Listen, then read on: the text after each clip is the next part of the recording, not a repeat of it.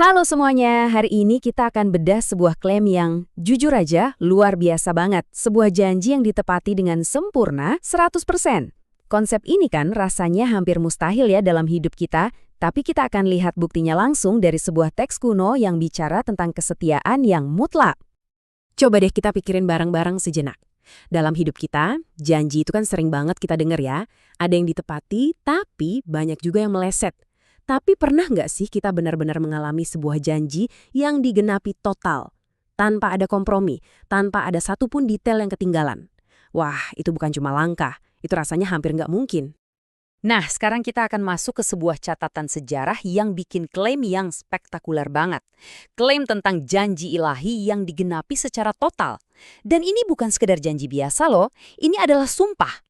Oke, sumber kita adalah kitab Yosua, lebih tepatnya di pasal 21. Teks ini posisinya itu seperti penutup dari sebuah babak yang sangat besar dalam sejarah Israel. Dan di dalamnya ada pernyataan yang sangat-sangat tegas. Ayat-ayat yang akan kita lihat ini bukan sekedar kalimat penutup biasa. Para ahli teologi bahkan bilang, ini tuh puncak teologis dari seluruh kitab Yosua. Titik di mana semua cerita sebelumnya itu bertemu dan menemukan makna terdalamnya. Coba deh perhatikan kekuatan kalimatnya. Tidak ada yang tidak dipenuhi, semuanya terjadi.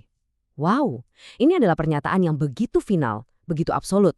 Nggak ada catatan kaki, nggak ada pengecualian, nggak ada tapinya sama sekali. Klaimnya jelas banget, penggenapan total. Nah, yang kerennya lagi, 3 ayat pendek ini fungsinya itu kayak rangkuman eksekutif untuk seluruh kitab. Ayat 43 misalnya, itu merangkum pasal 13 sampai 21 tentang pembagian tanah. Sementara itu, ayat 44 ngelihat ke belakang, ke pasal 1 sampai 12, soal penaklukan militer. Jadi ini adalah rangkuman teologis yang super padat yang mengikat semuanya ke satu tema utama, kesetiaan Tuhan. Jadi gimana caranya si penulis kitab ini menekankan poin tentang penggenapan total tadi? Jawabannya ada pada strategi linguistik yang cerdas banget dan disengaja. Penulisnya nggak mau pesannya ini kelewat gitu aja. Makanya, dia pakai cara yang sederhana tapi efektif banget. Pengulangan satu kata kunci untuk menancapkan ide tentang totalitas. Kata kuncinya adalah kol dalam bahasa Ibrani yang artinya semua. Dan kata ini bukan cuma muncul sekali atau 2 kali loh. Kata ini diulang sebanyak 6 kali cuma dalam 3 ayat pendek ini. 6 kali! Ini jelas bukan kebetulan kan? Ini sengaja banget, biar kita benar-benar paham. Cakupan kesetiaan Tuhan itu total, tanpa terkecuali. Dan di sini kita bisa lihat buktinya dengan jelas. Bukan sebagian negeri, tapi seluruh negeri. Bukan beberapa musuh, tapi semua musuh mereka. Dan bukan beberapa janji baik, tapi semua yang baik yang dijanjikannya terjadi. Cakupannya benar-benar menyeluruh. Oke, dari sini kita beralih ke makna teologisnya yang lebih dalam lagi. Karena intinya bukan cuma apa yang terjadi, tapi karena siapa semua itu bisa terjadi. Di sini nih, fokusnya digeser secara krusial. Teks ini mau menegaskan, Tuhan itu yang memberi, yang memulai semuanya. Lalu Israel perannya apa?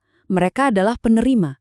Jadi setiap jengkal tanah, setiap kemenangan, semua itu dikreditkan bukan pada kekuatan atau kehebatan mereka, tapi murni pada inisiatif Tuhan. Ini tuh hadiah, bukan gaji.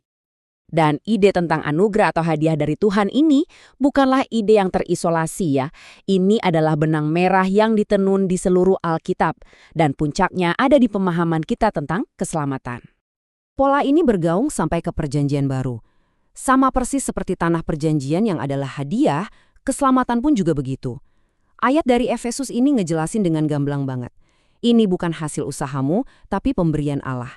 Bukan hasil pekerjaanmu, supaya nggak ada ruang buat kita sombong. Logikanya konsisten banget kan? Semuanya adalah anugerah. Oke, jadi apa relevansinya buat kita sekarang? Bukti kesetiaan total Tuhan di masa lalu ini punya implikasi yang kuat banget buat keyakinan kita hari ini dan di masa depan. Nah, ini dia pertanyaan pentingnya buat kita. Kalau karakter Tuhan terbukti setia 100% dalam catatan sejarah, seharusnya gimana dong hal itu membentuk cara kita memandang janji-janjinya untuk hidup kita sekarang? Dan ayat ini, wow, ini puncaknya. Paulus menegaskan sesuatu yang radikal banget. Kesetiaan Tuhan itu nggak tergantung sama kesetiaan kita.